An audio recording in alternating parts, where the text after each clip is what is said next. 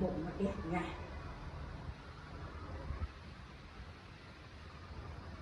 nó vẫn rảnh đấy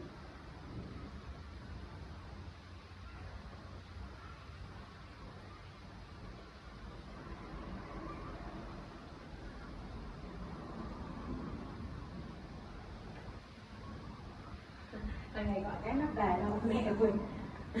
để con điểm đi sách lên công an สอนเนี้ยต้นดีแล้ว Đấy, cứ bò theo cái xe đã đi rồi nhưng biết mà cũng chỉ đào thế xong cũng thế kia thì người ta mới thì làm nào thế làm bắt đầu ai xe cũng bắt được không chị bảo là bắt được đấy thế xong hốt quá là người bảo nốt cánh ông chị thì bảo cái chán anh biết đắt cái còn này ta rồi cái ôm như con ngàn ạ được rồi tới đâu rồi